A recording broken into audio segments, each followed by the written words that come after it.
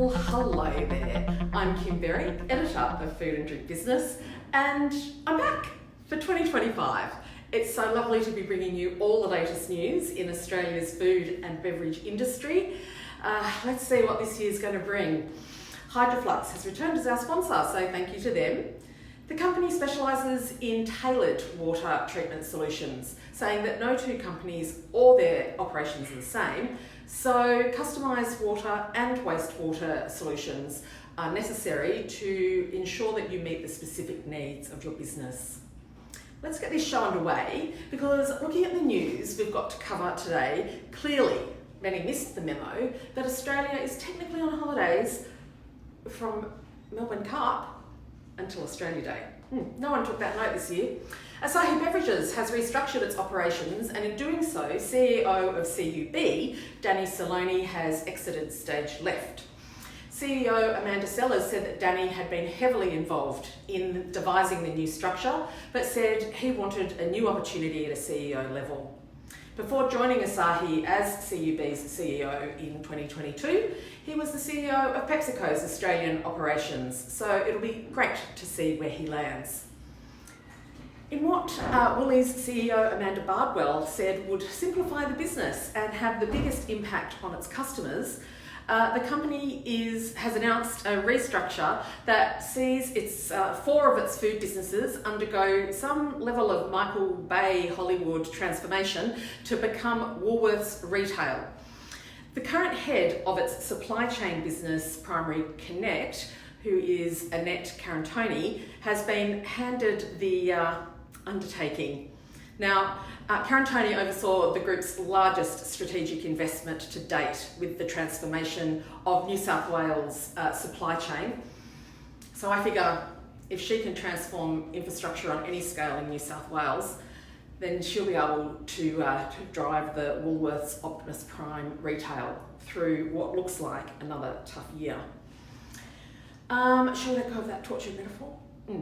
Anyway, staying in the retail realm, one of the biggest shocks this year in all of the 5.5 weeks it has been came with news that Tanya Barden is leaving the Australian Food and Grocery Council.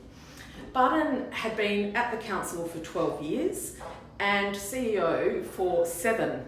She led the council and advocated for Australia's food and grocery manufacturers through some of the most hairy times we've had, including COVID, post-COVID, and of course the recent searingly hot spotlight that has been on supermarkets. So basically her entire CEO tenure.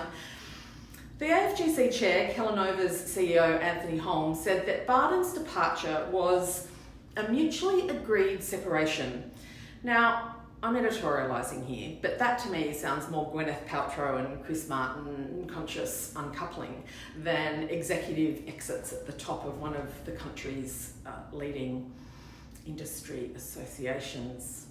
Also, why does mutually agreed sound as if, like, it's a term that sounds like it means anything but?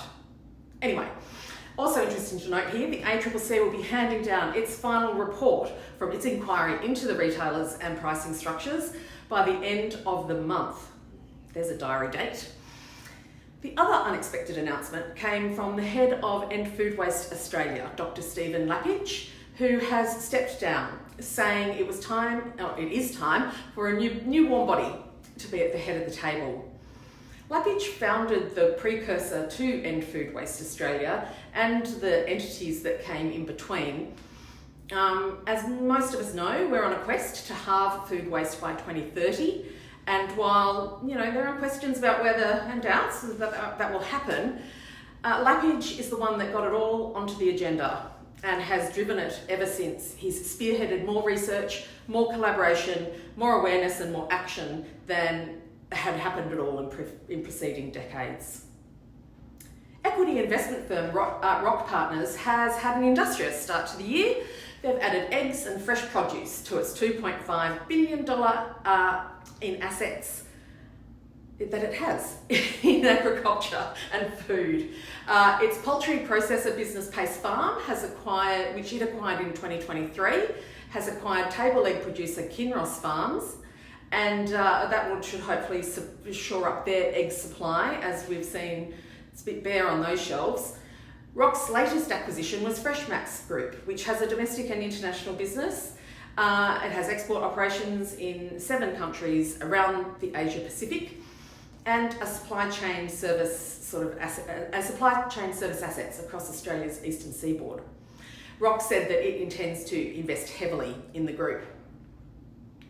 Nestlé has spent $30 million on its Campbellfield factory in Victoria. It's home to the Kit Kat.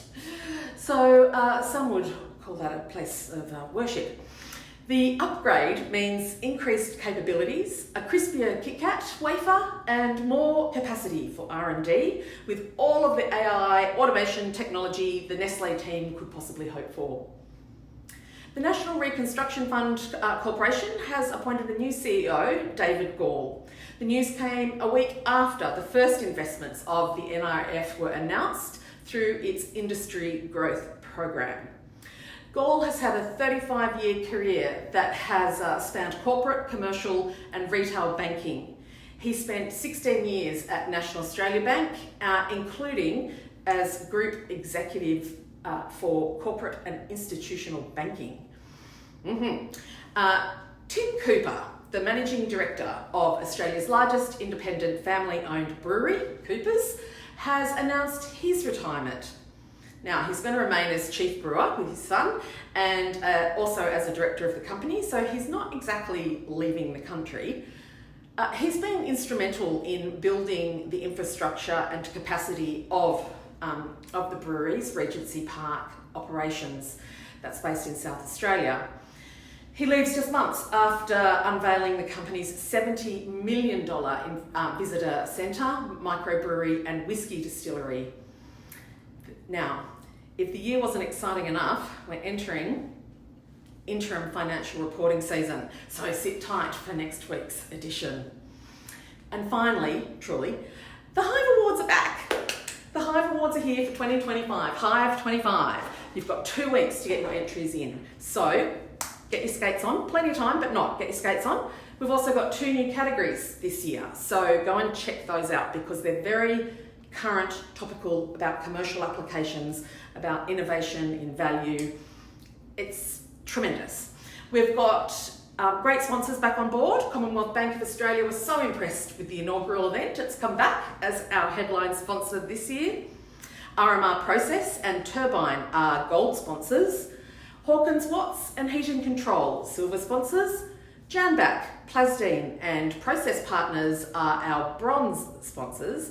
And this year, we have our first ever industry partner with the Australian Packaging and Processing Machinery Association. So let's give them all a round of applause and thank them for their support. It's very exciting. thehiveawards.com.au for all awards info. foodanddrinkbusiness.com.au for everything else bar the kitchen sink, although you'll probably see one on there too. It's so lovely to be back. Thank you for tuning in. Thanks to Hydroflux. And with that, I'm Kim Berry. Over and out.